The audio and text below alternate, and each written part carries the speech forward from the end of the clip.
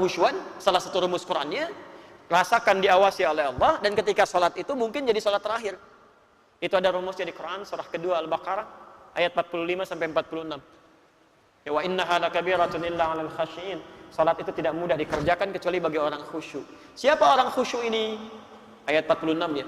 Alladzina yadhunnuna annahum mulaqa rabbihim. Yaitu orang-orang yang merasa akan berjumpa dengan Allah, diawasi. Makanya maaf Bapak Ibu ya, teman-teman, maaf sekali. Orang khusyuk yang merasa akan berjumpa dengan Allah, dengan yang tidak khusyuk itu akan beda. Saya beri contoh beginilah. Ada undangan sekarang 2:30, nanti jam 5 itu ada undangan dari Pak Gubernur ya Kalimantan Selatan. Kita dijamu untuk makan sore sebelum malam jam 5 gitu kan. Insya Allah sekarang ini tinggal waktunya 2,5 jam lagi. Baik, kalau nanti antum ikut dengan kami bergabung, kira-kira mau pakai pakaian seperti ini atau perbaiki? Perbaiki penampilan? Cuci muka dulu nggak? Nggak, ini cuma contoh aja, bukan betulan, bukan cuma contoh aja kan. Ada undangan jam 5 sebentar lagi, misal contoh seperti itu, kita diundang untuk makan bersama-sama. Baik, kita perbaiki penampilan, bahkan cuci muka dulu macam-macam. Masya Allah, antum diundang saja oleh manusia yang belum tentu memenuhi kebutuhan kita, itu bisa mengganti pakaian terbaik. Undangan pesta, kenakan pakaian terbaik, yang undang manusia, dan belum tentu tiap hari. Kenapa saat Allah mengundang kita, dan 5 kali dalam sehari, bahkan menyampaikan, perlu apa, saya berikan, mencukupi kebutuhan, memaafkan kalau salah, mengampuni kalau berbuat dosa. Seharusnya penampilan kita bisa lebih baik. Makanya orang khusyuk itu di Quran surah ke-7 ayat 31, pakaiannya aja beda. Ya bani Adam khudhu zinatakum 'inda kulli masjid. Hei anak cucu Adam, kenakan pakaian terbaik bu, setiap ada panggilan dari masjid. Kelihatan lain Pak pakaiannya itu. Bu, lain. Sekarang hari apa? Halo? Selasa. 2 hari kemarin hari apa? Ya, hari Ahad. Ada yang menyebut Minggu, ya kan? Atau di hari yang lainnya. Saya nggak mau spesifikan ya. Antum perhatikan aja. Orang mau musyrik saja, pakaiannya bagus-bagus. Ada yang pakai dasi, pakai jas, perempuannya pakai kebaya, gitu kan? Kemudian anaknya dibawa, dikepang, dikasih hadiah.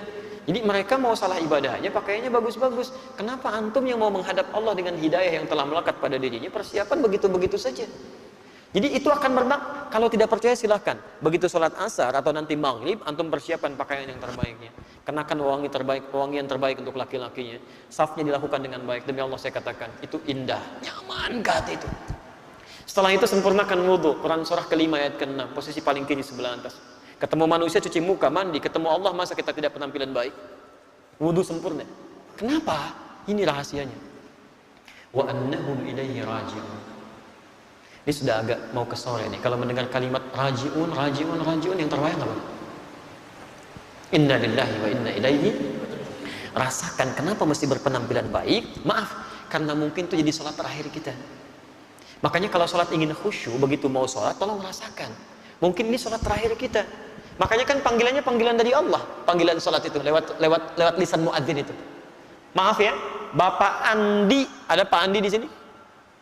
Tidak ada, baik. Pak Andi dipanggil Allah, apa artinya? Nah kita sehari 5 kali dipanggil Allah. Dan kita yakin kita akan meninggal. Ada yang tidak akan meninggal di sini? Boleh angkat tangan? Yakin meninggal? Kapan? Bisa hari ini? Antum kalau tahu kapan saja bisa meninggal, kenapa masih main-main juga dalam urusan akhirat? Harusnya siap-siap. Mata lihat yang salah, palingkan. Bagaimana kalau melihat yang jelek begitu meninggal? Ikut taklim tiap hari, Masya Allah. Salatnya luar biasa, puasa sunnah dikerjakan. Meninggal ketika melihat sesuatu aurat yang terbuka. Cuman 2 detik meninggal. Dan diungkap di akhirat. Si fulan meninggal ketika melihat maksiat. Allahu Akbar. Antum mau katakan apa? Dalam sholat itu kenapa kenakan pakaian terbaik, wudu dengan sempurna? Karena boleh jadi itu menjadi sholat bagian terakhir kita. Mungkin ketika sujud, wafat kita.